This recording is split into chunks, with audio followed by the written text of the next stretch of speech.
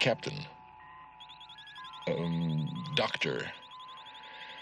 I wish to report a number of very strange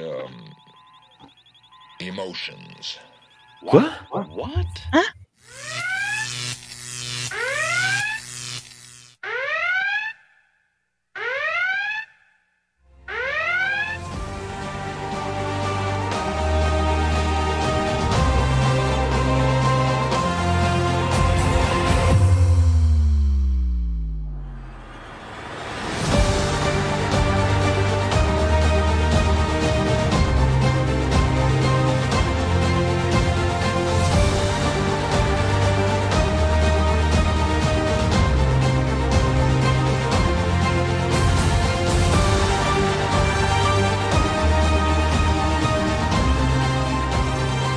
Et bonjour, bonsoir à toutes et à tous. Oh oui, bienvenue dans cette toute nouvelle émission de Trek Analyse.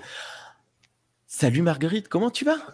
Ça va, contente de revenir un petit peu discuter avec vous. Ça fait longtemps qu'on n'a pas enregistré. Oui, ça fait quelques semaines. Salut Thierry, ça va? Santé? Ça va. Ça pourrait aller mieux, mais ça va. Oui, je pense que ce soir, on est un peu à la ramasse. Et salut Sean qui est face au soleil apparemment. Ça va? Oui, ça va bien. Vous. Il fait beau au Canada apparemment. Il a des problèmes autour de lui. Ce soir, on se retrouve pour parler de la série animée de Star Trek. Et oui, j'avais pas eu de problème au début, donc il faut que je l'ai maintenant. Et de quel épisode est-ce qu'on va parler? Je n'ai pas retrouvé mes notes. On va parler de Mudspation, qui s'appelle en français La Passion de Monsieur Mudd, qui a été diffusé pour la première fois le 10 novembre 1973 et se déroulant à la date stellaire du 4978.2. Au scénario, nous avons Steven Kandel. Je ne sais pas comment on le prononce parce que j'ai l'impression que ça dépend un peu des fois. Quelque chose à dire sur Steven Kandel? Le temps que je... Oui. C'est lui qui a écrit les épisodes TOS de Mudd. Ah, Donc Mudd's Woman et I Mudd. voilà. Donc voilà, c'est un peu sa trilogie de Mudd, ces deux épisodes plus celui de la série animée. Et il a écrit un quatrième épisode, mais où il n'y a pas Mudd, mais qui est un épisode de la série animée qui s'appelle The Jihad. Voilà. C'est un de mes épisodes préférés. Prochainement. C'est marrant ça. Et du coup, c'est son premier et seul scénario sur Star Trek où il n'y a pas Mudd. Parce qu'il n'en a pas refait après.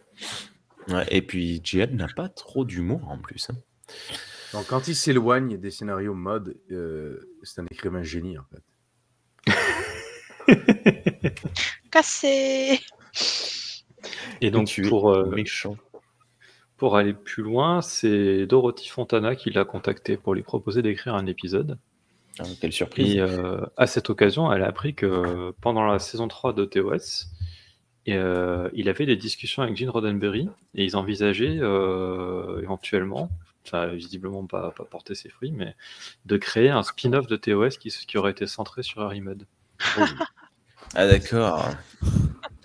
Bon, heureusement qu'on l'a pas eu. J'avoue. Déjà de toute façon, tu peux pas, c'est pas possible quoi. Comment faire Bon bref. C'est l'équivalent de faire un film sur la section 31.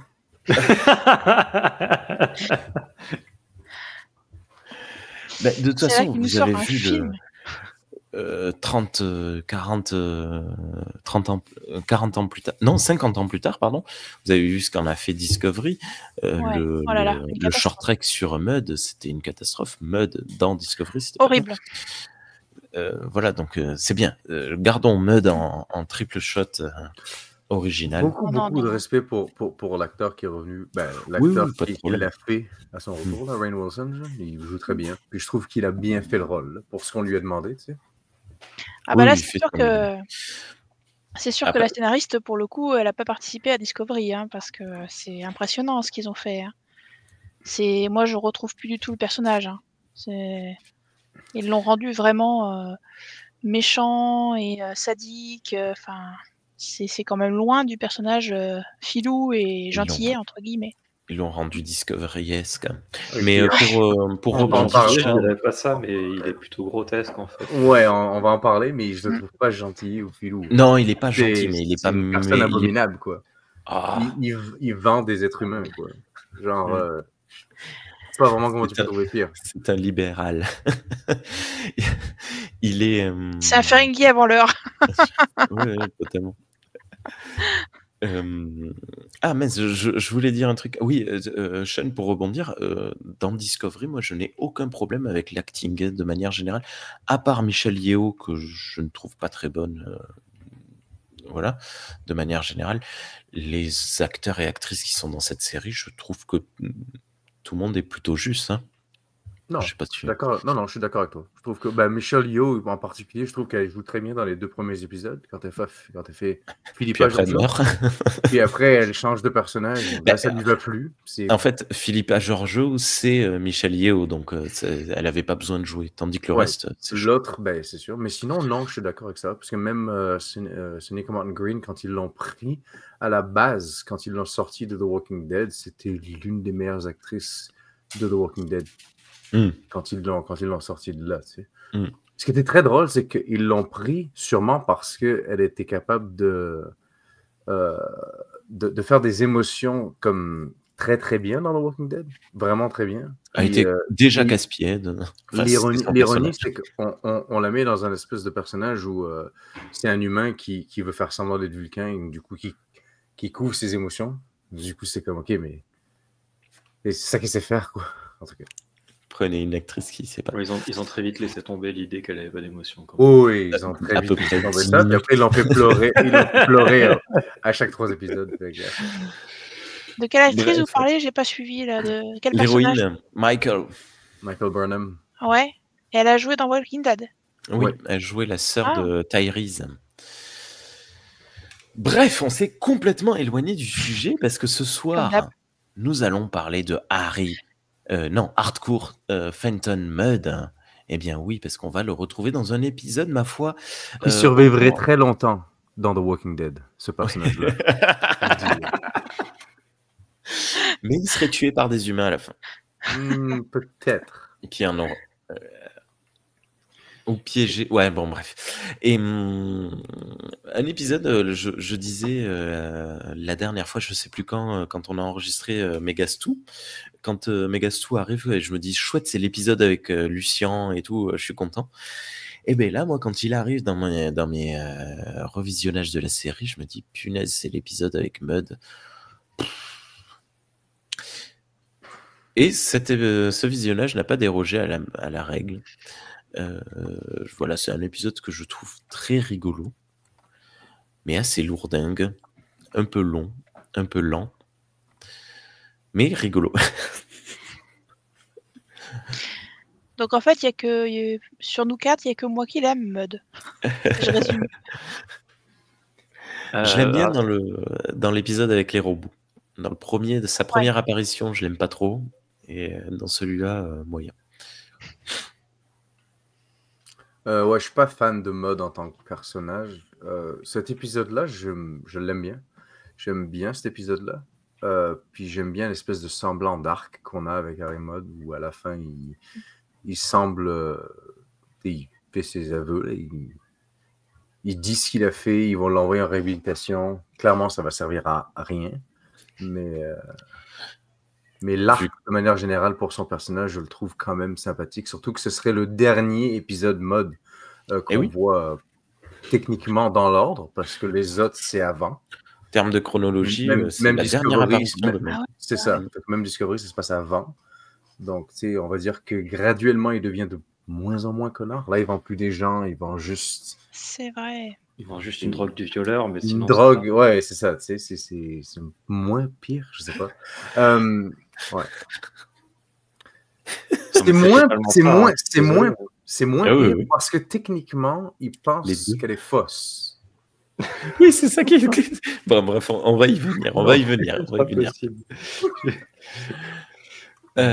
C'est un épisode qui, sur Ultime Frontière, a eu la note de 5,66. À 7h, c'est l'épisode le moins bien noté de la série. Ah. Juste derrière Le Survivant, hein, l'épisode 6. Et sur la CFST, il est noté pile 6 sur 10, ce qui lui donne une moyenne de 5,83 sur 10. Ce qui le met très loin derrière Le Survivant, puisque à la moyenne, Le Survivant était à 7,4, puisque sur CFST, il était quand même noté 9. Donc il était très haut. Donc voilà, Mud est un épisode, ce n'est pas un fan favorite, apparemment. Quelque chose d'autre à dire avant de lancer le journal de bord? Bah, on reparlera de Mud plus tard, j'imagine. Ah oui, on va être amené à parler un petit peu de Mud. L'épisode, notons-le, s'ouvre immédiatement sur le générique avant de débuter le journal de bord. Allez, il va être très court. Oui. Journal du capitaine, date stellaire 4978.5. Nous approchons du système stellaire arcadien pour une mission visant à retrouver un vieil ami. Scène numéro 1, nous retrouvons donc l'Enterprise à la recherche de Harcourt Fenton Mud dans un système solaire dont je n'avais pas noté le nom, merci Thierry, et qui me fait penser à Arcadie Picardie, que je salue et que j'embrasse. Les captures d'écran, Rémi. Les captures d'écran. Il faut que je les ajoute, sinon ça ne sert à rien. Clac. Spock et Bones se chamaillent parce que Spock a osé annoncer qu'il y avait 82% de chances, plus ou moins 0,53, qu'il se trouve là, et que Prof aurait voulu qu'il réponde simplement « Il est probable qu'il y soit ». Donc, petit démarrage d'épisode classique. Et oui, Marguerite, je te vois sourire. J'ai décidé désormais d'appeler Bones Prof parce que je trouve ça rigolo. D'ailleurs, j'ai remarqué que dans l'épisode que j'ai vu, le deuxième épisode avec Mud dans TOS, justement, il l'appelle Prof. Et j'ai fait voilà. Quoi, c'est vraiment canon francophone. Et sinon, ce dialogue-là entre les deux, c'est le passage qui me fait le plus rire de l'épisode. C'est surtout la réponse de Spock qui me fait rire, parce qu'il dit réponse, c'est ce que j'ai dit. Ouais. Et je trouve que ça marche très bien, voilà. Ouais. Mais surtout que si Spock se met à réfléchir dans une forme de logique, on peut se dire qu'il est quand même plus logique de répondre il est probable qu'il y soit, parce que c'est un gain de temps de dire ça. Qu'est-ce que tu fais avec tes images, Thierry? Des trucs bizarres. On est sur YouTube, un petit peu de professionnalisme, s'il te plaît. Bref, c'était très drôle, oui, en effet, il y a 82. En plus, ça veut dire quoi, plus ou moins 0,53? Parce que 0,53, il dit pas de pourcent, donc on ne sait pas ce que ça veut dire. Mais bon, on n'est pas mathématicien ni vulcain. Step numéro 2. Sur la planète, nous découvrons Mud en train de faire un spectacle de vente façon arnaque sur le marché. C'est le Mimi, c'est le Rara, c'est le... Miracle. Ah, merci. Il présente des gélules permettant d'attirer les personnes du sexe opposé, entre guillemets, alors que Kirk et Spock arrivent sur place. En guise de preuve de son arnaque, une très jolie femme vient à ses côtés et roucoule.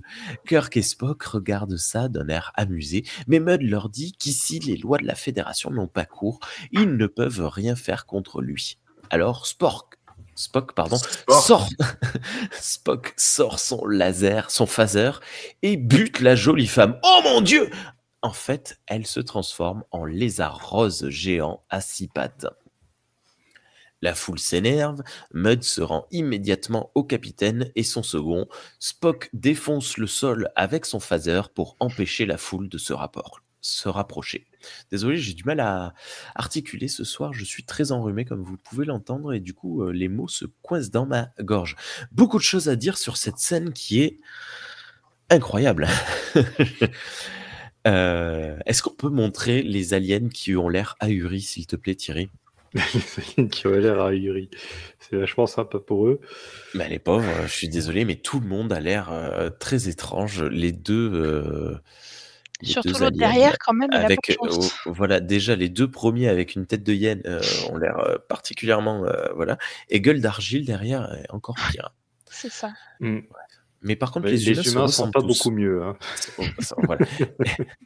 Il y en a un qui parle et qui m'a fait beaucoup penser à Kirk. En fait, j'ai l'impression que c'est Oui. Kirk avec des traits un peu plus forcés.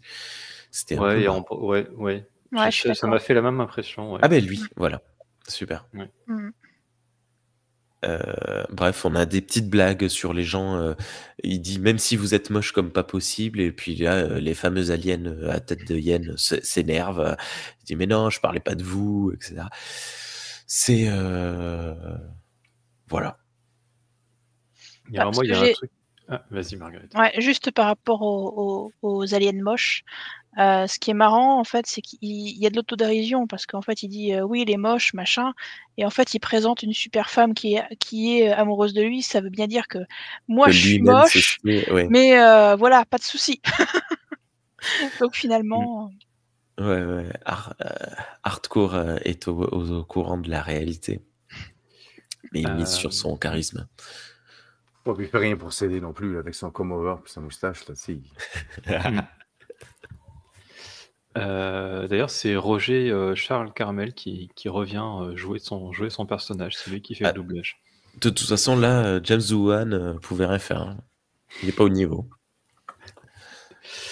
Et sur cette scène, moi, ce qui me fume, et ce qui est, je pense, involontaire de la part de la série, parce qu'ils ont juste réutilisé une image qu'ils avaient déjà, c'est la scène donc, après que Spock ait détruit tout un pan de la place pour bloquer la foule et empêcher qu'ils les attaquent. Et il y a Kirk qui fait genre l'inspecteur des travaux finis là, avec ses poings sur les hanches. Il fait ouais, hop, c'est du bon boulot ça. Il a vraiment la position qu'il a, ça me fume de rire en fait. Voilà. moi, ce qui m'hallucine, c'est la taille des dégâts quand même. Mais oui, mais pourquoi la tranchée est juste énorme. Quand j'ai vu ça d'ailleurs, j'ai même fait un marche arrière parce que je me suis dit j'ai loupé un truc, c'est l'Enterprise qui a tiré, c'est pas possible. Et non, c'est juste le petit phaser de Spock qui a fait un dégât de dingue. Mais pourquoi faire ça en fait? Ils se téléportent. Ils n'allaient pas se faire lyncher directement, télétransporter nous, et puis voilà. Et c'est pas parce que c'est une planète remplie de mineurs qu'il faut faire des trous partout. Enfin, c'est quoi ton problème? Ils avaient envie de détruire des trucs. Je sais pas, ah ouais, Spock là, il était vénère. Il y a le Ponfar qui arrive, il y a un petit coup d'énervement là. Je sais pas pourquoi.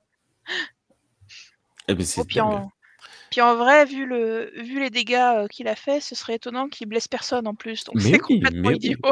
Et puis qu'est-ce qui empêche les gens d'escalader en plus? C'est complètement con. Ouais. Enfin, bon, bref. Je ne comprends pas. Bref. Il n'y a pas de loi de fédération sur cette planète, fait que Spock fait ce qu'il veut. Quoi. Ah oui, c'est vrai, il est là. Bon, c'est ça. C'est vrai. La logique il n'y a pas de police que je veux. Je vais faire des tranches. Non, mais c'est quand même quelque chose, quoi. J'aime beaucoup la petite voiture du futur. Là. Oui, c'est une Renault 5. Je n'ai pas du tout fait attention. C'est une Renault 5000.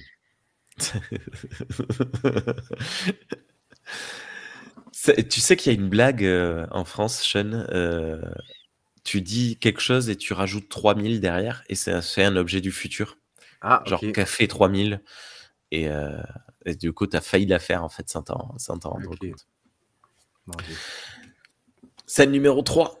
De retour sur l'Enterprise, Kirk ne cache pas sa surprise de revoir Mudd alors qu'il était censé être coincé sur la planète des robots de l'épisode Mudd de la saison 2 de TOS que j'ai revu juste avant, donc dans le coup, je peux en parler. Bien joué, merci beaucoup Margot. Vous voulez en parler? Ah oui. Ah, bah vas-y. Juste, je vais rappeler un petit peu la situation à la fin de l'épisode. Voilà, là, à la fin de l'épisode, en fait, donc il est sur une planète des robots qui sont tout gentils, etc. Et finalement, Kirk a réussi à les mettre à dos de Mudd. Et le plus drôle, en fait, à la fin de cet épisode, c'est qu'il y a un androïde de sa femme, la femme de Mudd, qui est une mégère pas possible, enfin vraiment la caricature du pire. Et dans le coup, Mudd est condamné à rester sur la planète avec les androïdes qui le surveillent, dont 500 androïdes avec sa femme. Donc l'autre, il est en mode « c'est de la torture, sauvez-moi ». Ça me fait beaucoup rire de l'actrice quand elle fait comme ça, là, elle tend le bras en disant Hardcore Fenton Mudd et elle s'énerve et t'as le vieux surjeu américain qui C'est ça. est assez savoureux. Et Donc pas voilà, mal en barre. théorie, il était bloqué sur cette planète. Et en Épisode fait, quand même assez problématique, hein, iMud. Il me semble que c'est celui-là où il y a l'androïde particulièrement sexualisé. Non, c'est pas celui-là, pardon. Non, je confonds avec l'autre. d'accord. Celui où il y a l'actrice est à moitié nue tout le temps. Non, mais en même temps, les actrices de TOS, Voilà. elles sont habillées avec des draps et des... Et des trucs où on se Allez. demande comment ça tient. Ouais, c'est ça. Il y a des épingles Et- cachées, du scotch. Non, il y a pas de couture hein, à l'époque. Dans le futur, il y aura pas de couture, c'est clair. Pas besoin. Voilà. Mais donc, pour revenir à cet épisode, oui, c'est un chouette épisode avec Mudd. Et ce qui est marrant avec l'épisode de TAS, c'est qu'il suit vraiment, en fait. En termes d'ambiance, en termes de... il y a la même tonalité, donc ça m'étonne pas que ce soit écrit par la même personne, parce que ça se ressent. Et ce qui est même marrant, c'est que dans l'épisode qu'on vient de voir avec TAS, là, quand il retrouve Mudd, il y a un peu le même type d'échange que dans l'épisode en fait de TOS. Et il lui dit j'ai emprunté un vaisseau spatial. Oui, vous l'avez volé en fait. Et ça, dans TOS, il y a la même vanne, sauf que c'est Kirk qui traduit les paroles de C'est pas Harry. Spock, ouais. Alors que là, c'est Spock dans le dessin animé, mais il y a la même vanne en fait en mode il déforme ses propos. Donc nous, attends, on va te dire la vérité. Non, t'as volé quoi. Voilà, exactement. Il explique avoir emprunté un vaisseau pour se rendre sur une planète à laquelle il a vendu l'Académie Starfleet. Mais du coup, je veux savoir comment Starfleet a fait pour la récupérer, moi, cette académie. Ah non, bon, bref. Enchaînement de situations plus dangereuses les unes que les autres, l'Enterprise se devait de retrouver Mudd. Mudd est enfermé dans une pièce, mais il réaffirme que son filtre d'amour fonctionne. Pardon, il y avait le... Ah non, ben voilà, scène numéro 4. Chapel félicite Spock pour son intelligence, mais Spock la rembarre gentiment sous l'oreille de Mudd, qui interpelle alors Chapel. Il se pose alors en tentateur en proposant à Chapel son filtre d'amour. Et là, je me dis, ah, c'est dommage, ça tombe sur Chapel d'être la gourdasse de service cette fois. Avant qu'on parle de ça, peut-être, Marguerite, tu voulais parler du dessin de Mudd? Ouais, vite fait. Bah, juste dire qu'en fait, ils ont vraiment bien conservé non seulement les traits de l'acteur, avec ses deux dents en avant, enfin voilà, j'avais fait une petite photo tout à l'heure. Donc il y a quand même les mêmes traits avec les dents de devant, etc., la calvitie en partie et tout. Et puis la tenue, ils ont repris la veste, alors bon, elle est plus bleue. Donc c'est peut-être encore un coup du coloriste qui, au lieu de mettre du bleu, Elle est pas rose. blanc, Elle est pas rose. mais voilà, il y a vraiment le même principe de la broche avec une fleur, enfin c'est les épaulettes.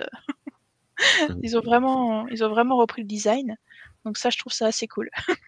Je pense que ça doit être une histoire de filtre, le fait qu'elle soit blanche, pour éviter les fameux rajouts de couleurs dont on parle à chaque épisode. D'ailleurs, il est presque roux hein, dans les films. Là, il a vraiment les cheveux noirs et les poils de moustache noire. C'est vrai. Les poils de torse aussi. Sans oublier les poils de torse. Yeah. Ouh, yeah. Donc ouais, là-dessus, il y a quand même un bon travail qui a été fait pour la continuité. Donc ça, c'est plutôt cool, quoi. Ouais. Et puis en plus, les épaulettes, je trouve que ça lui va bien au personnage. Ça donne un côté aussi, voilà, extravagant. Il me faudrait des tout épaulettes. De suite, quoi. Scène numéro 5. Sur le pont, Arex annonce avoir découvert un nouveau système. Spock est intrigué d'un système bisolaire avec une planète de classe M. On y va. j'ai pas compris pourquoi cette interlude.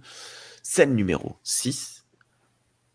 Le scénariste essaie tant bien que mal de ne pas faire passer Chapel pour une gourde, mais elle finit tout de même par prendre le cristal de l'amour. C'est une longue scène, hein, je l'ai wow, je l'ai raccourci en juste cette phrase, mais bon. La scène de la tentation est super longue, ce qui est bien hein, pour l'honneur de Chapel, je dis pas, et entrecoupée du reste de l'équipage en train d'analyser le nouveau système, la nouvelle planète. Chapel brise le cristal et fait un malaise. Mudd la rattrape très gentiment et l'aide à aller mieux avant de retourner avec obéissance dans sa cellule. Qu'est-ce qu'il est bien ce hardcore. Une fois Chapel parti, il utilise un appareil qu'il a subtilisé à Chapel. Qu'est-ce qu'il est intelligent. C'est le phaser. Eh ouais. C'est un phaser? Ouais, c'est le phaser qui l'a volé. C'est un phaser type 1. Ok. Je croyais que dans TOS, ils n'avaient pas d'armes sur eux dans le vaisseau. Qui devaient aller les récupérer, non? Bonne question. Non, c'est dans TNG qu'ils les ont pas. Oui, ça dépend des... Ouais. Oui, ça dépend de l'envie des scénaristes. Parce que des fois, dans TNG, ils ont le type 1 dans la poche aussi. Hein. Ouais. Mais surtout dans les premières saisons. Je suis étonné de voir l'infirmière avec un phaser. Quoi. Mais en même temps, ils ont un prisonnier qu'elle était censée... donc bon, peut-être... Bon, bah, bref. c'est ça. Moi, j'avais pas vu ça comme un phaser, j'avais vu ça comme un beeper. Une télécommande universelle, quoi. Je sais pas, un tournevis sonique. Bref. En tout cas, c'est vraiment moi le premier truc que j'aime vraiment pas dans cet épisode. C'est ce truc de Chapel qui est une gourdasse complète et qui se fait avoir comme ça par. Alors qu'elle sait qui c'est, elle sait quel est son genre, elle sait quel genre de choses il fait, quel genre de choses il raconte, et elle sait qu'il n'est pas digne de confiance. Et elle se fait embobiner comme si elle était née d'une dernière pluie. Quoi. Mais comme c'est pas possible, c'est une officière de Starfleet qui est super intelligente, qui est sur le vaisseau amiral de la Fédération. Enfin bref, c'est pas la première venue, quoi, normalement. Je suis pas tout à fait d'accord. Je comprends ton point de vue, Thierry, mais en fait, je trouve que bon, la scène est longue, mais en même temps, elle montre justement l'hésitation, le fait que voilà, elle tombe pas dedans tout de suite. Et surtout, il la touche tout de suite sur son point faible. Parce que son point faible, c'est en effet qu'elle a de l'attirance pour Spock. S'il n'y avait pas ce point faible-là, non, elle n'aurait pas craqué. Voilà, il fallait aussi venir toucher le point sensible, quoi. Et ça m'amène à mon deuxième problème avec cette scène. C'est que ce qui vend, si ça marche, pour moi, c'est une drogue du violeur. Parce que la personne n'a pas demandé à ce qu'on y file un produit chimique pour la faire tomber amoureuse. Et du coup, là, ce qu'elle commet, c'est complètement... Enfin, ce qu'elle essaye de commettre, ce qu'elle commet finalement vraiment, mais pas comme elle espérait, ça pose quand même de sacrés problèmes éthiques pour quelqu'un d'une civilisation éclairée, quoi. Moi, je me demande comment ça va se passer pour après l'épisode. J'avancerais que ça tombe dans on va dire le royaume de la curiosité morbide. C'est plus que... C'est une scientifique. Elle était curieuse de savoir si ça marcherait vraiment. C'est la SUG qui l'appuyait, Mudd en plus. Il lui dit, vous êtes une scientifique, testez les trucs. Hein. Ouais, c'est un peu une excuse, je trouve, mais je trouve que c'est un moment de faiblesse, on va dire. Tout le monde a ses moments de faiblesse dans Star Trek. Genre, Picard demande littéralement à Diana de se faire violer pour le bien du vaisseau, quoi, à un moment. Donc, mais je trouve que Strange New Worlds aide à défendre le fait que Chapel ait envie que Spock soit comme amoureux de elle, parce qu'ils ont comme une espèce de semi-fausse relation en off dans Strange New Worlds. Pour les personnes ils ont pas sorti ça de nulle part, dans le fond. Oui, ouais. Je trouve que ça rajoute un petit peu à leur histoire. Le fait que ce soit entièrement une drogue de violeur, oui, je suis complètement d'accord. Puis c'est comme inadmissible. Oui, mais après, c'est notre point de vue aussi sur un truc qui date des années 60. Hein. Il n'y a pas juste ça, effectivement, comme problème. Là. Harry Mudd, quand il l'explique sur la planète aux mineurs, ben, il va pas en détail. Quand il l'explique à Chapel, il explique bien que c'est comme très hétérosexuel la manière dont cette drogue marche. Oui, Oui. en plus, c'est une drogue homophobe. Oui, ça c'est Donc, vrai. C'est sympa aussi. j'ai trouvé ça. On devient amis avec. Ben, c'est drôle parce que je veux dire, c'est quasiment impossible à définir. Ben, je sais pas, là, je saurais pas m'exprimer là-dessus, mais dans le fond, tu dis que la drogue, si ces deux hommes, ils vont être copains, ils vont juste être amis. Si c'est comme un mâle et une femelle, mais ça veut littéralement rien dire. Surtout, Ouais, c'est vrai. surtout que pour faire ça, il faudrait admettre déjà que dans cette galaxie infinie, il y a juste mâle et femelle.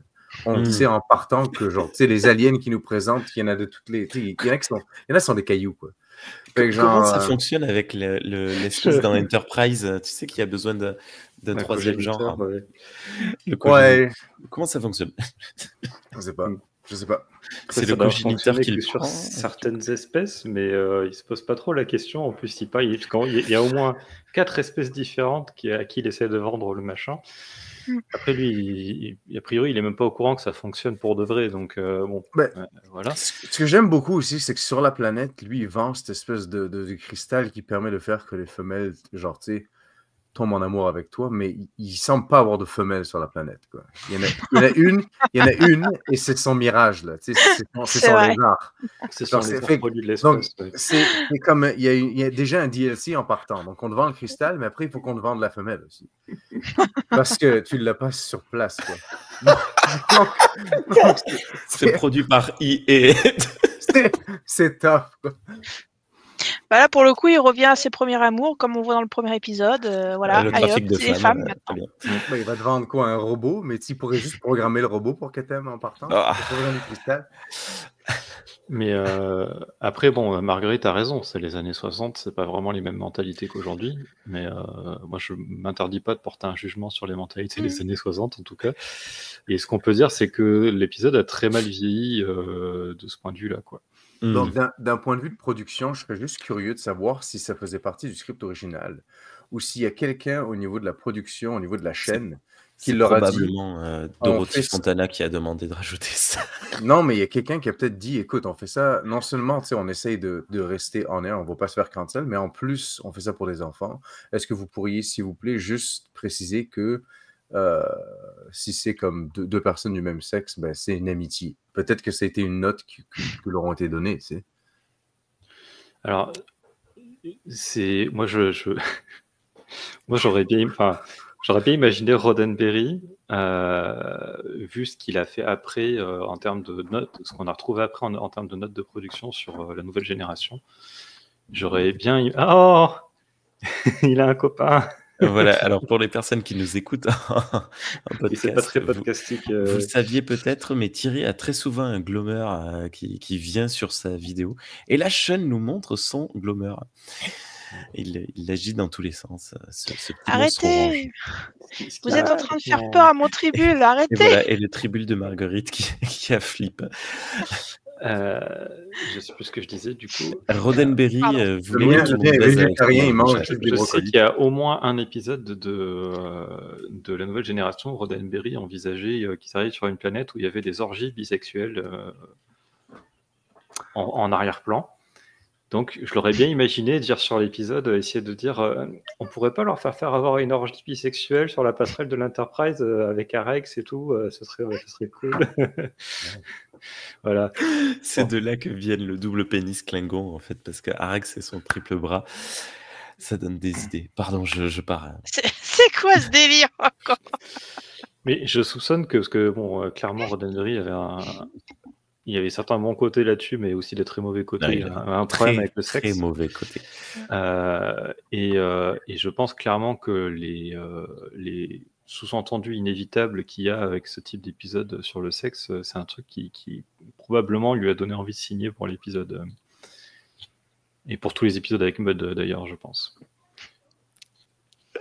Après, Bien. oui, c'est sûr que son personnage est hyper sexiste de base. Hein.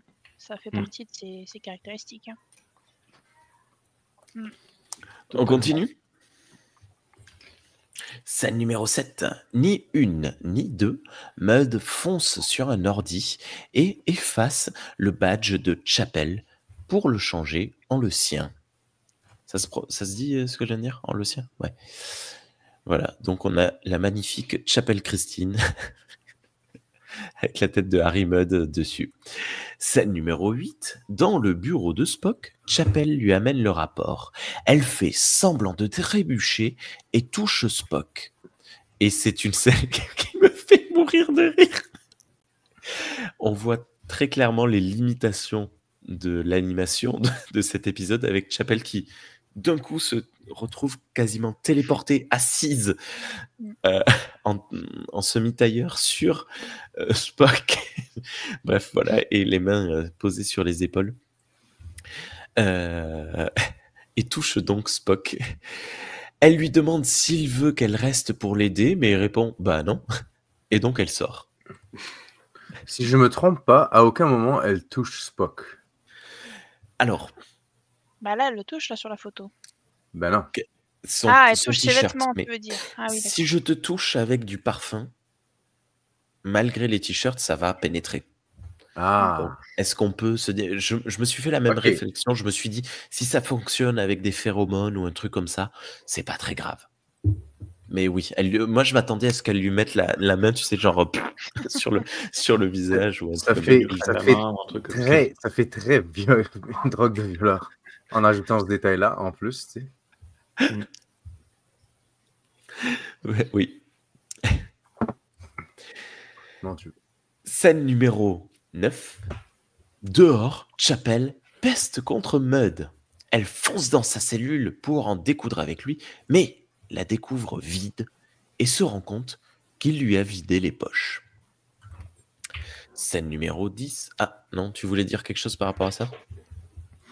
Non, l'image me faisait marrer. Du coup, ah oui, il lui dit, voilà, mais elle est trop près, tu sais. Puis il lui met vraiment, genre limite sur la tête, tu sais. Voici mes recherches. J'ai pas besoin d'aide, partez s'il vous plaît. Et c'est très bien, ça marche. Mais il le prend très bien, le fait qu'elle s'assoie sur ses genoux en ayant absolument très mal fait semblant de trébucher. Il fait juste comme si c'était normal, voilà, c'est... On continue. En même temps, c'est très... je sais pas comment il doit le percevoir, ce truc. Est-ce que... Ouais, les humains font des trucs d'humains encore bizarres. C'est vrai. Pourquoi? Non, mais tu sais, par exemple, la propriété à son propre corps, quand tu as ce genre de relation, de non-relation avec les autres personnes, moi, j'aurais interprété ça comme Spock doit refuser catégoriquement qu'on le touche. Donc, comment est-ce qu'il accepte ce qui se passe, tu vois, je me dis, mais tiens, c'est bizarre, il la laisse faire. Enfin, il la laisse faire. Hasard. Il le prend comme un hasard. Elle tombe sur lui, mais bon... Non, je pense que Spock prend ça un peu comme T'Pol gère les humains. Il doit comme accepter les défauts des humains ou penser que des fois, ils sont un peu abrutis, quoi. Donc, du coup, c'est comme... leurs odeurs. Tu sais, des fois, on leur pardonne des bêtises ou des maladresses qu'ils font. C'est comme là qu'il doit savoir qu'il y a beaucoup de femmes sur le vaisseau qui sont peut-être attirées, mais il doit juste être comme, tu sais, genre... Ok, peut-être. Sachant qu'il sait que Chapelle est attiré par lui. On a eu plusieurs fois. Avoué, au moins une fois dans TOS. Bon, elle était sous l'emprise de... Je sais plus ce que c'est dans l'équipage en folie, là. Où elle le lui dit, je crois. Donc ça arrive en plus assez tôt dans la série. Ouais, c'est le 2e épisode. Ouais. Mais de toute façon, même à plusieurs reprises... Scène numéro 10. Hardcore se rend dans la hangar à navette. Notons toujours la présence de la navette inversée. Sauf si tu l'as prise. Oui, tu l'as prise. Ah oui. T'es content, Thierry? Elle y est toujours? Oui, bah, ils ont juste repris la même image, quoi. C'est pas bien compliqué. C'est le même cellulo, et voilà. Scène numéro 11. Dans son bureau, les effets du filtre d'amour commencent à agir sur Spock, qui tombe amoureux de Chapelle. Le doux résumé de l'infirmière Chapelle. Tu as pris avec la... Oui, ça m'a fait fumer de rire, quoi. C'est Spock, quoi. Il s'intéresse à des trucs vraiment très particuliers. Qu'est-ce que c'est Genre, qu'est-ce oh que là là, c'est son le... résumé. Oh. En parlant de trucs qui l'intéressent très particuliers, qu'est-ce que c'est cette chose violette posée sur son bureau? Ah, Oh, oh la Ah, vache, j'avais pas ouais. du tout fait attention. C'est pour le c'est un poivre. parfum. Je vais essayer de les intégrer dans le montage, mais j'ai oublié de signaler donc dans la précédente scène, la scène où Hardcore se rend dans le hangar à navette.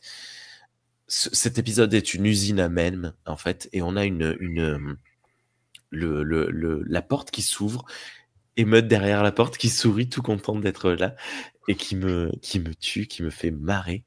Et il y a plein de petites scènes comme ça, scénettes, je sais pas comment on appelle ça, ouais, des scénettes, qui sont à mourir de rire. Ça va Thierry? J'ai rien. Non mais c'est une pièce de son échiquier, Ouais. je dirais. D'autres choses à dire? Oui, et la toute dernière scène, la toute dernière image de cette scène où Spock se rend compte qu'il est amoureux de Chapel, c'est Spock qui sourit et puis d'un coup qui fronce les sourcils, genre, moi je l'ai perçu comme il se ressaisit. Ouais. Peut-être pas en Ouais. fait, parce que juste après il se ressaisit pas, mais il comprend qu'il y a quelque chose qui cloche. Donc malgré tout, il ne perd pas son intelligence. C'est pas parce qu'il est amoureux transi qu'il est idiot transi. Scène numéro 12. De son côté, Meud est rattrapé par Chapel. Elle lui met un coup du tranchant de la main par derrière et le désarme. Oui. Ouais. Moi, j'ai bien aimé le fait qu'elle intervienne. Plutôt que d'appeler la sécurité, que ce soit voilà, Kirk ou la sécurité qui aille attraper Call Mudd. the police. Je trouve ça sympa de montrer que voilà, bon, elle s'est fait rouler, d'accord, mais elle est active en fait. Il vaut mieux si elle veut pas trop se faire engueuler.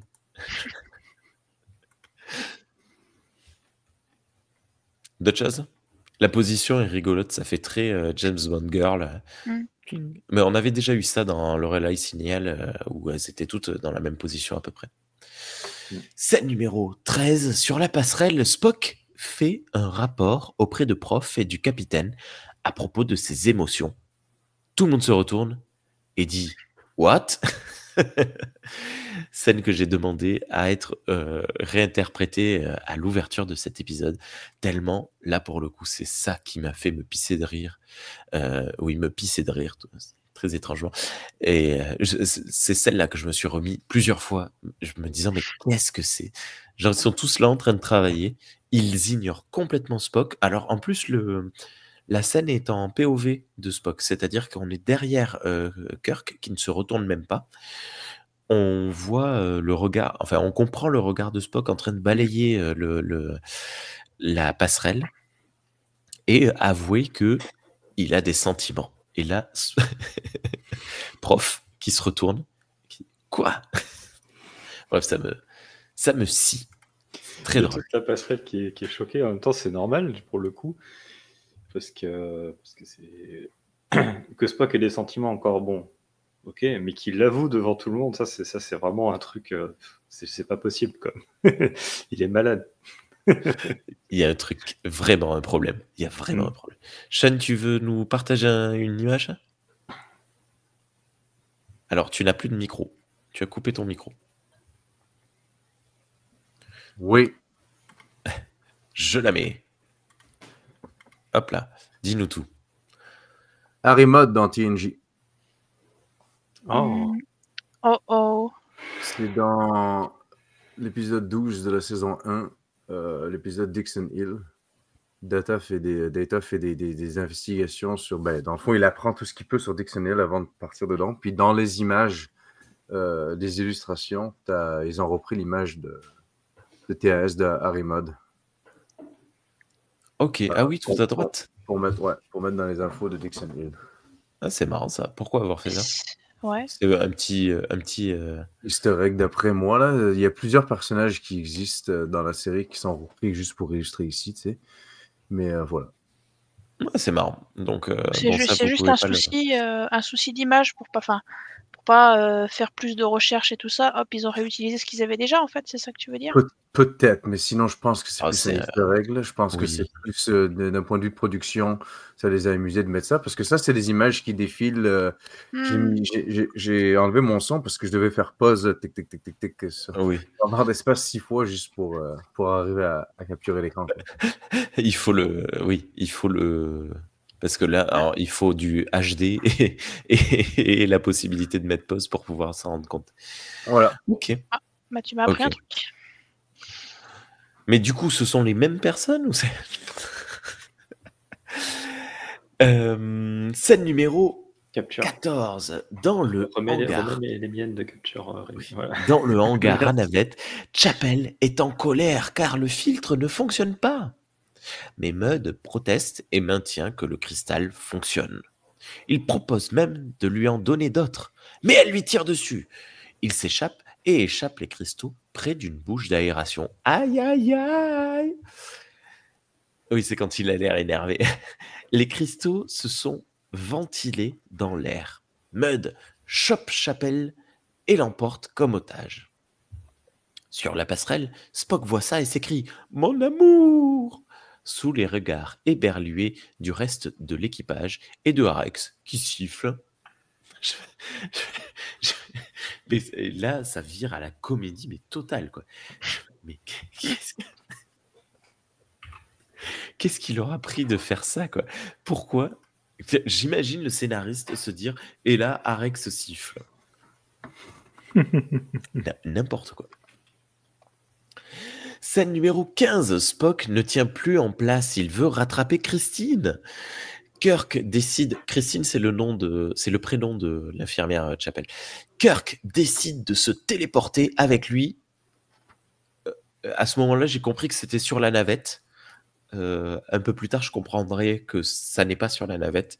Mais est-ce que je suis tout seul à avoir pensé ça ou... Bah, c'était pas très clair, mais Ah oui, voilà, non, il y avait un truc...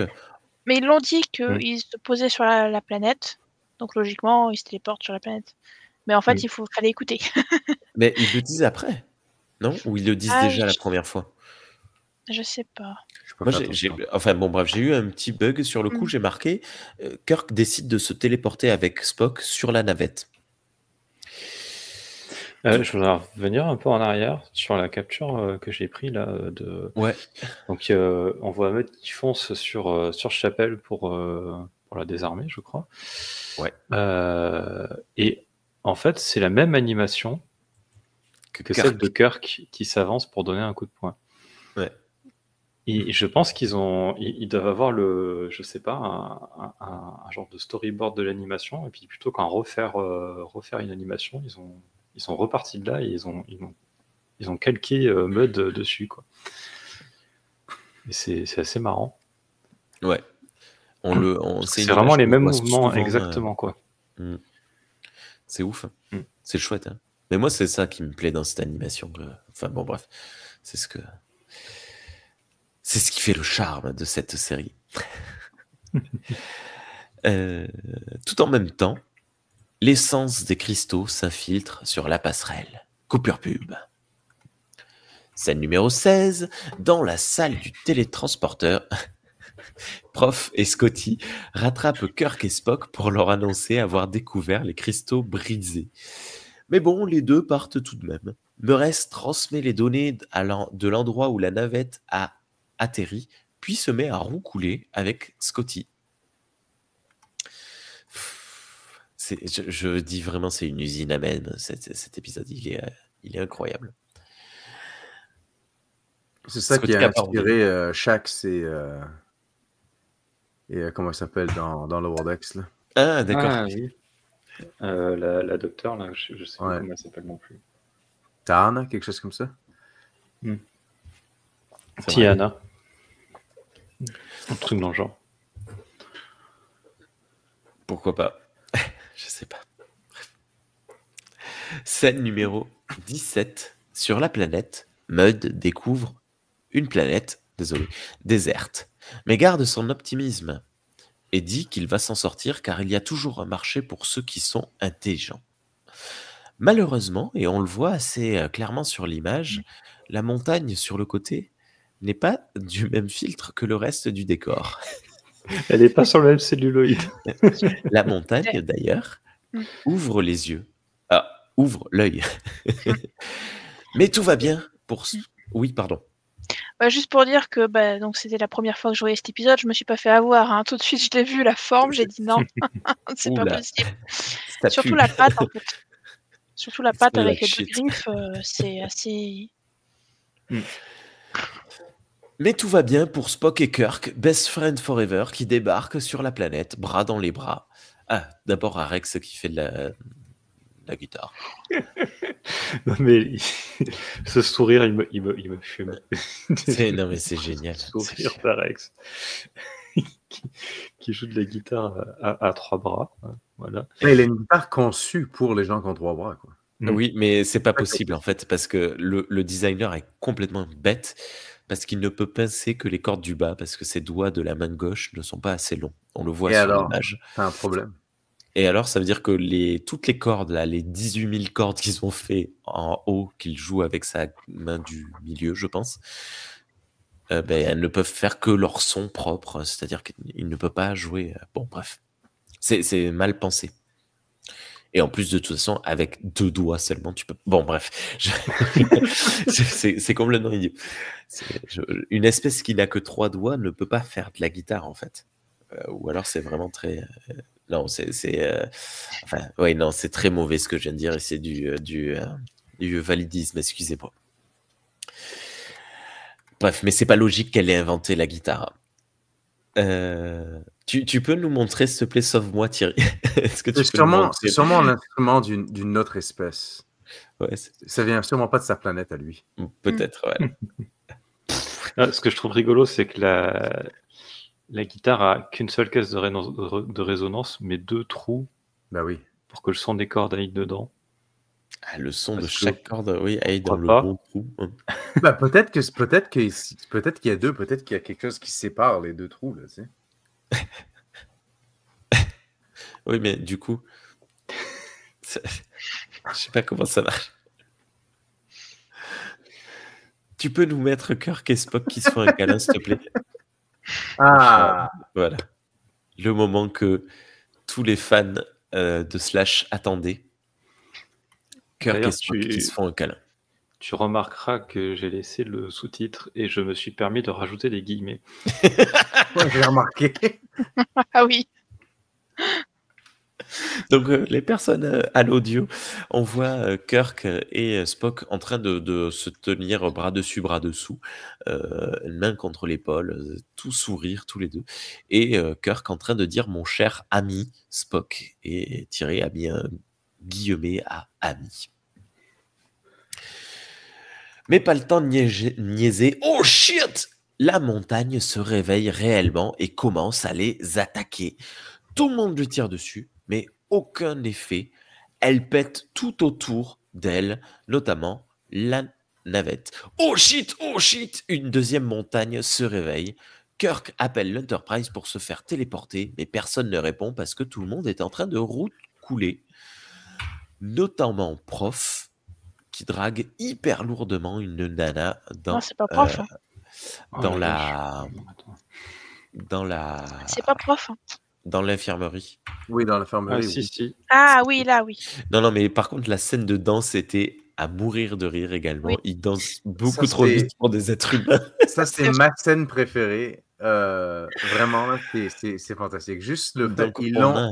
ils l'ont laissé juste assez de temps pour qu'ils ne se rendent pas vraiment compte de ce qui se passe. Mon Dieu, il danse, puis ça recoupe à Kirk. T'es comme, ok, Il mais danse, danse extrêmement vite. Et alors, ça n'a pas de logique d'ailleurs. Est-ce que tu peux... Attends, Ouais. juste Thierry, ça va trop vite. Est-ce que tu peux revenir sur sur la scène du téléporteur avec le couple qui danse? Aucun des deux n'est agent technique, n'est en tenue rouge. Et c'est pas normal.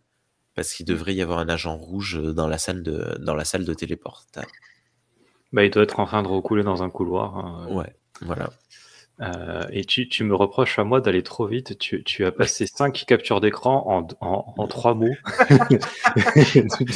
Je fais ce que je peux. Quelque chose à dire sur le design des créatures? Bah, c'est la planète des kaiju, quoi. Ouais, je les trouve un peu pauvres. Oui, bah, oui. Ce sont Apparemment, des ils ont étrons galéré à géants. les... Apparemment, ils ont galéré à les animer, hein, malgré qu'elles soient pauvres. Donc, Ce sont des Je- étrons de catégorie 8. je pense qu'ils auraient pas pu faire beaucoup mieux. Mais bon, c'est étrange. C'était Pacific Rim. Et pour le coup, ça, c'est un passage que j'aime bien dans l'épisode. Parce que c'est pas un truc que, du coup, qu'on voit souvent dans Star Trek, de se retrouver face à des monstres géants. Hmm. Oui, c'est vrai, alors que- C'est assez sympa ce truc-là, je trouve. Vu la taille de l'univers, ça doit exister. Ouais. Et surtout, tu as loupé avant prof qui recoule, il y a le passage avec. Mud, J'allais y venir là, maintenant, vas-y. Ben ouais, Mud apprend et paraît très surpris que ces cristaux fonctionnent réellement. Enfin, ça veut dire qu'il Ouais. l'a pas testé. Oui, de toute Ou façon, alors, il se dit- il est super dangereux parce que non seulement ce qu'il vend, c'est éthiquement inacceptable, mais il y a aussi de l'autre côté, c'est que c'est absolument pas éthique de vendre des produits à des gens sans s'être assuré du tout de l'effet que ça assure, quoi. Et ça rappelle, Parce que- tu sais, pardon. Le mieux qui puisse arriver, c'est que ce soit inoffensif, mais ça pourrait être toxique pour des tas d'espèces, ça pourrait les tuer. Ils s'en foutent, ils leur vendent, voilà. Très bien. C'est En pas plus, ce qu'il a il a dit. pigeonné le gars pour le Libéral. récupérer en plus. Mais c'est pas ce qu'il a dit que la planète dont il est parti, ça les avait rendus malades, je sais pas quoi. Ah oui, en plus, C'est il y moi a une qui- planète où il a rendu les gens malades avec, oui, t'as raison. Oui, Oui, c'est ça. j'avais pas relevé Parce que faut quand même penser que le même médicament pour plusieurs espèces différentes, c'est évident qu'il y aura plusieurs effets différents. Mm. Peut-être que pour les terriens, visiblement, c'est très aphrodisiaque, mais voilà, après, Et les Vulcains aussi, apparemment. Oui. Moi, ça m'a vachement rappelé, je sais pas si vous vous souvenez, dans les BD et les dessins animés de Lucky Luke, il y avait toujours ce mec qui débarquait dans une ville avec un chariot et qui vendait n'importe quoi, des trucs qui rendaient les gens aveugles tellement c'était fort et violent. Et il vendait ça comme le médecin miracle, la médecine miracle. Ça me rappelle ces mecs-là, Ouais, il y a ces ça vendeurs de dans chariots Elliot, qu'on a souvent dans les Far West. Ouais, dans Elliot le dragon, il y en a un aussi comme ça. Voilà. C'est lui qui veut tuer le dragon pour en faire des médocs d'ailleurs.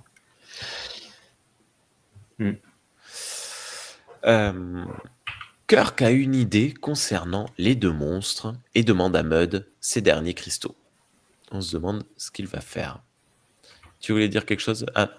Putain, on dirait... J'adore cette capture d'écran. Donc, les personnes qui nous écoutent, c'est une capture d'écran prise en contre-plongée de Spock et Mud, phaser à la main, l'air de vouloir en découdre. Et j'ai l'impression que c'est une pochette d'album. Oui, j'ai eu la même impression. Incroyable. On dirait une pochette d'album. Ben, la contre-plongée est comme un peu mal gérée. Fait que Spock, on dirait qu'il Il est est plus que l'autre. plus musclé que d'habitude. Puis Arimod est comme bien plus gros que d'habitude. Ouais, Ils sont mais courts sur pattes. ça me va. Franchement, moi, ça marche quand même. Soit une pochette d'album, soit tout simplement l'image de l'épisode. Ils auraient pu utiliser ça plutôt que le cœur que j'ai sur les belles cartes postales. Bref, j'adore cette image. Je la trouve géniale. Et puis, c'est pas du tout des buddies, donc pourquoi est-ce qu'ils seraient tous les deux côte à côte dans cette position? Ouais, bref. Non, mais ça sort de nulle part. Scène numéro 18. Sur le vaisseau, l'effet du filtre d'amour s'estompe et enfin, ils entendent les appels de Kirk qui demandent à être téléportés au signal. En entendant, ils balancent les cristaux. Kirk qui court. Il en restait Non. 2. Oui. Ça, Oui. Kirk multiplie les cristaux et les peint. Pardon. Il balance les cristaux dans la gueule d'un des monstres qui se mettent à se bastonner entre eux. Moi, je voulais des monstres qui se roulent des pelles. Tu sais quoi, dans mon souvenir, les monstres se faisaient des câlins. Et je m'en souvenais très mal du coup, parce qu'effectivement ils se battent. Mais je sais pas pourquoi, dans ma tête, ils se faisaient des câlins, quoi. Il vise bien Je m'en Spock, souvenais comme ça. Kirk. Hmm. Parce que vu la taille du monstre, fallait y aller. Mais Ouais, il a la ouais. main à l'envers, en fait, sur l'image. Ah oui. Ouais, il a balancé comme ça, techniquement. Tu sais, comme, ah ouais. Non, mais Ouais, c'est pas mais la bonne main. c'est un peu C'est la bizarre quand main. même. Il a la Non, main non, droite à on voit gauche. pas. Non, c'est correct. Son pouce est caché un peu, là, comme ça. Oui, voilà. Ouais, comme je suis en train de faire. Ok. Et du coup, oui, juste Ça, c'est la avant, meilleure façon de lancer quelque chose, évidemment. Comme au juste basket. avant, c'est une réutilisation encore de l'animation dont je parlais tout à l'heure avec Mud.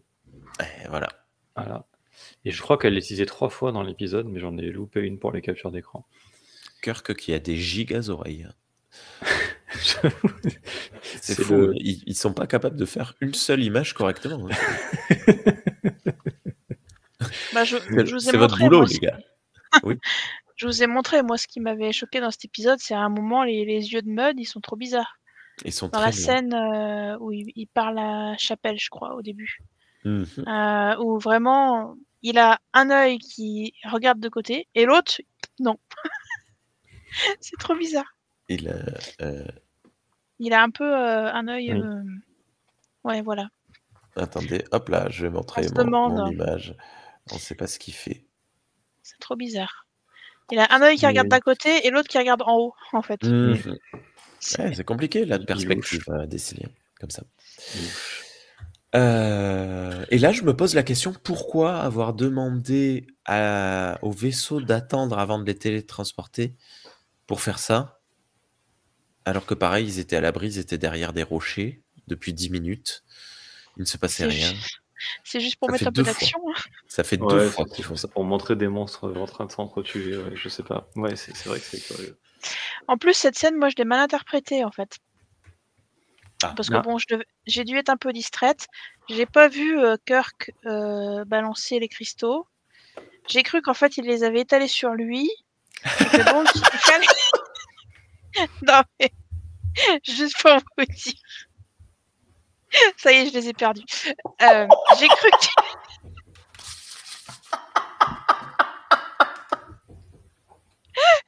Ça aurait été beaucoup mieux comme ça, en fait. J'ai cru qu'en fait, il les avait mis sur lui, que dans le coup, il y avait un des monstres qui s'est dit « Ouais, ça y est, Kirk, je suis amoureux de lui. » Alors, ils se battent pour Kirk. Voilà, c'est ça. Parce que je me disais, ouais, parce qu'on voit Kirk quand même un peu éviter les pattes, mais bon, est-ce qu'il s'est fait toucher ou pas? Enfin voilà, moi j'étais dans le délire. J'étais dans ce délire-là. Tu sais quoi? Je préfère ça. Mais ouais, Je préfère Kirk, ça. Ça qui marche tue mieux. les kaiju de l'espace. Ouais, et là, C'est ils se génial. battent pour lui, dans le fond. D'ailleurs, dans cet épisode, Kirk fait une roulade. Toujours. Et je vois bien Kirk. Shatner dire « J'aimerais bien que mon personnage fasse quand même une roulade. » Je rappelle vrai. que je fais des roulades. That's what I do. Oh là là. Merci Marguerite. Je pense que Marguerite aurait dû être scénariste de l'épisode, il aurait été meilleur. Oui, ça fonctionne avec la série animée flûte d'aujourd'hui. Avec Lower Decks. Ok, on termine? Oui. Scène numéro 19. Retour sur l'Enterprise, où on se rend compte qu'après les effets de l'amour, c'est de la rancœur qu'éprouvent les gens. Mud demande s'il va repartir en réhabilitation, et Spock lui garantit que c'est le cas. Mais Mud dit que ce n'est pas grave. Par contre, il ne veut pas les quitter. Il les aime tous. Fin, c'était nul, mais très drôle.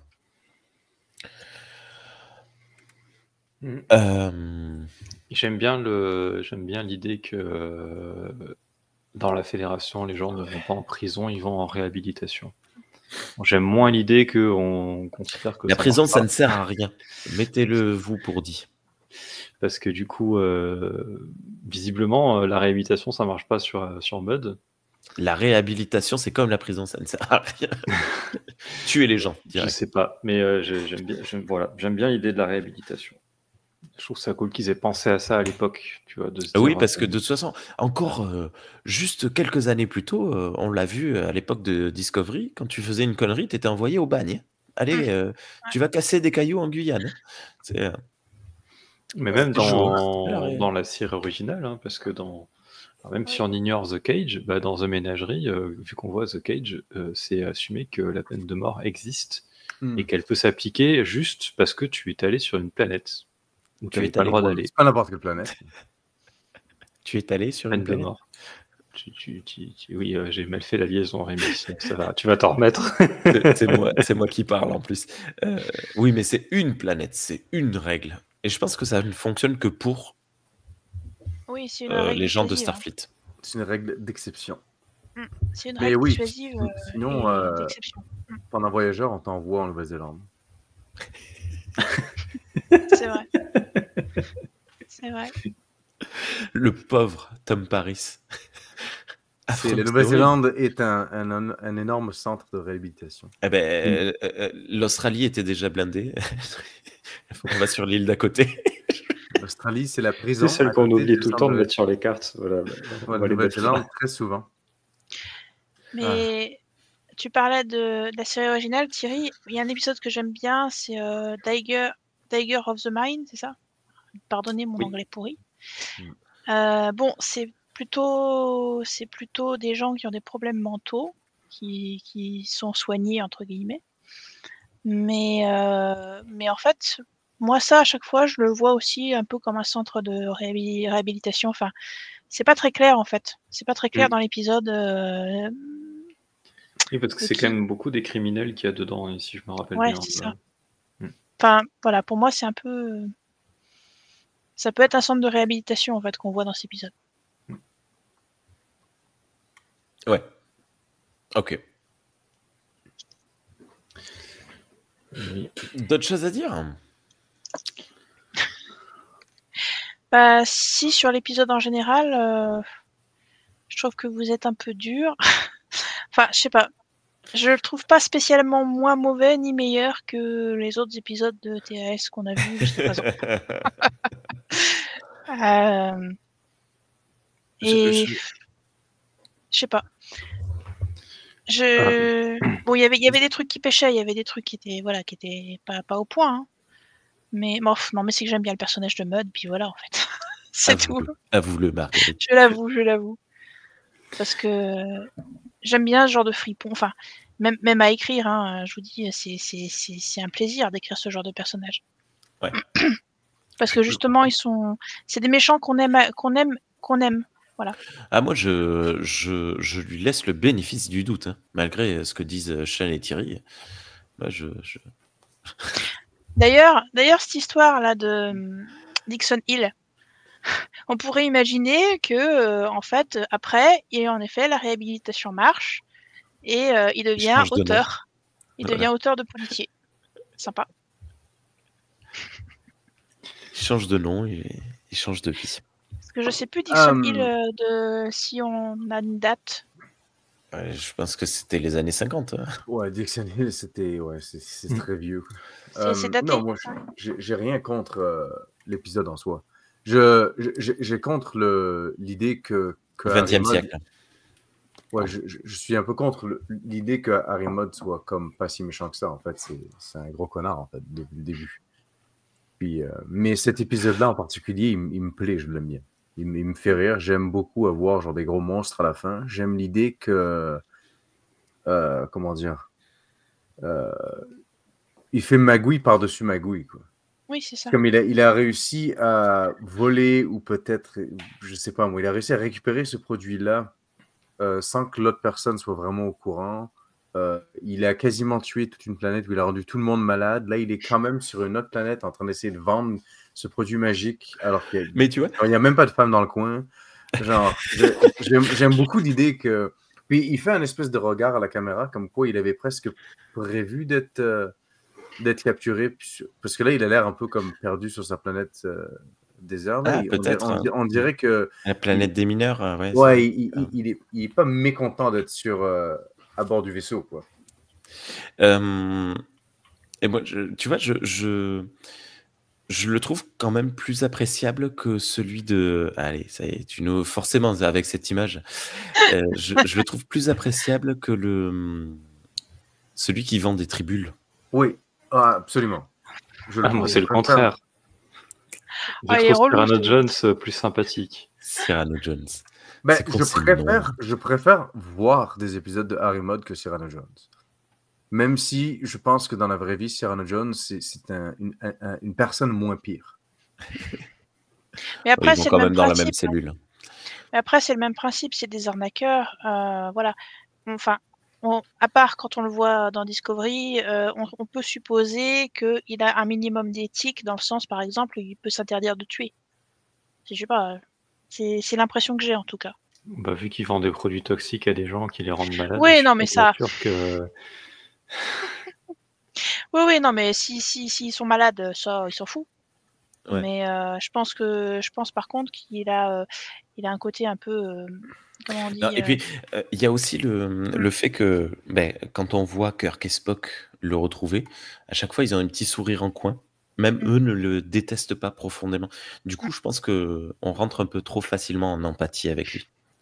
Bah, en fait, je pense que. D'ailleurs, enfin, pour moi, le C'est un problème de bouffon, l'épisode, hein, c'est un c'est bouffon. mon problème avec Harry Mudd, hein, de toute façon. C'est que le personnage, il marche, entre guillemets, parce que il a ce côté un peu débonnaire, il a son look un peu rigolo, il a sa manière de parler un peu marrante, un peu fantasque. Et c'est le seul, pour moi, c'est le seul truc qui le rend sympathique. Et moi, par rapport à moi, dans ma vision du personnage, ça suffit pas à me le faire apprécier, même en tant que personnage. Et je peux apprécier des méchants.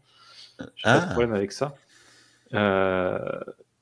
Parce qu'ils sont reconnus comme méchants, ils sont bien écrits. Enfin voilà, ça peut. Mais là, moi, ça marche pas sur moi, quoi.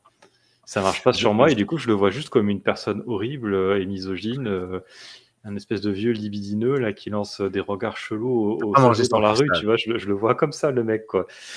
Et je pense que Marguerite et moi, on est d'accord, on le met quand même en prison à perpétuité. Il y a pas de problème. Non, mais de toute façon. J'essaie de nous défendre au cas où que c'est quand même un criminel. Hein. Et donc, il a du mal à me faire rire, en fait. Et ces lignes à lui ne me font pas rire. Et les trucs qui me font rire dans l'épisode, ça vient pas de lui, en fait. Ça vient pas de on se moque de lui, en fait. Et dans la fin de on Haimud... rigole de lui aussi. Oui, bien sûr. Enfin, je suppose que les gens qui en rigolent de lui, j'espère. Mais il y a ton exocombe qui vient te faire dire, il vient te murmurer quelque chose dans l'oreille. On dirait une abeille qui vient le butiner, tu sais.